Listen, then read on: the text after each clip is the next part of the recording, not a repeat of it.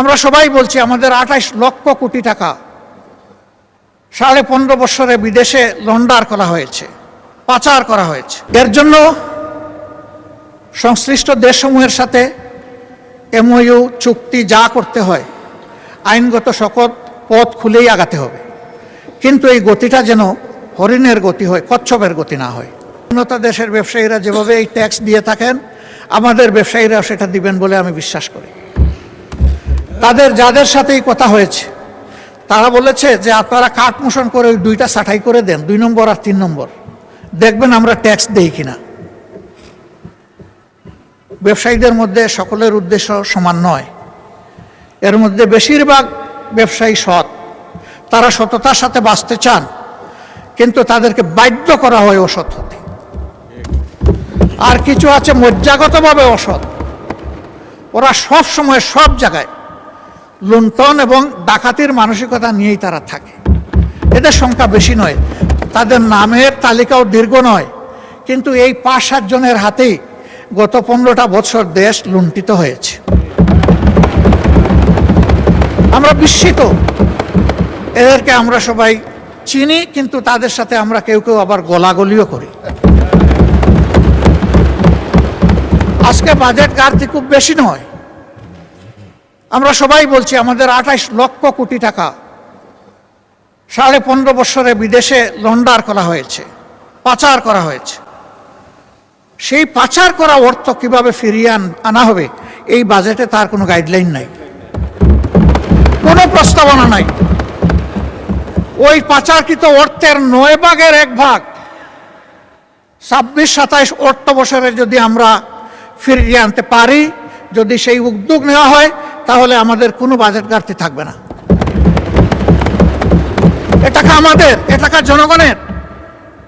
এই টাকা ডাকাতি চুরি করে লুণ্ঠন করে নিয়ে যাওয়া হয়েছে। জনগণের সম্পদ জনগণকে ফিরিয়ে দিতে হবে, আর সম্পদের সাথে কালপ্রিটদেরকে ফিরিয়ে আনতে হবে। শুধু সম্পদ আসলো, কালপ্রিটরা থেকে গেল, তাহলে কিন্তু সঠিক শিক্ষা হবে না। ওদেরকেও ফিরিয়ে এনে শাস্তির মুখোমুখি করতে হবে, তাহলে বাকি আর কেউ কালো হাত জনগণের সম্পদের দিকে বাড়ানোর আর সাহস করবে না। আর এই বিষয়টা যদি উপেক্ষা করা হয়, তাহলে আগামীতে এর চাইতে বড় ডাকাত তৈরি হবে, এবং এরা ধরে নেবে যে এই নিয়ে মিডিয়ায়, সংসদে একটু চিল্লাচিল্লি হবে, কথাবার্তা হবে, তারপরে সব মালিশ, আর কিছুই থাকবে না। এখানে আমরা দৃশ্যমান কার্যকর পদক্ষেপ দেখতে চাই। এর জন্য সংশ্লিষ্ট দেশসমূহের সাথে এমওইউ চুক্তি যা করতে হয় আইনগত সকল পথ খুলেই আগাতে হবে, কিন্তু এই গতিটা যেন হরিণের গতি হয়, কচ্ছপের গতি না হয়। কারণ এই সম্পদ যত তাড়াতাড়ি ফিরে আসবে, রাষ্ট্র তত বেশি উপকৃত হবে, আমাদের বঞ্চনা দূর হবে। এই ব্যাপারে বিরোধী দল হিসাবে আমরা যাদের সাথে বসেছি, বিদেশের যে সমস্ত ডেস্টিনেশনে আমাদের এই টাকাগুলো গিয়েছে, আমরা তাদের সাথে পরিষ্কার কথা বলেছি, এই টাকা আমাদের, আপনারা ফিরিয়ে দিতে সাহায্য করুন। আমাদের সরকার যদি উদ্যোগ নেয়, তাদেরকে আপনারা সহযোগিতা করুন। বিরোধী দল হিসাবে আরও যদি কিছু করার আমাদের থাকে বলবেন, সেটাও আমরা করব। আমরা দেশকে ভালোবাসি। সরকারি দল বিরোধী দল বড় কথা নয়।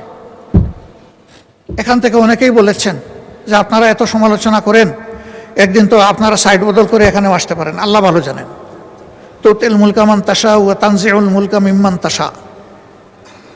আল্লাহ ভালো জানেন ক্ষমতার পালা বদল কখন হবে, কারে দিয়ে হবে, কিভাবে হবে, তবে হবে, এটাই কথা।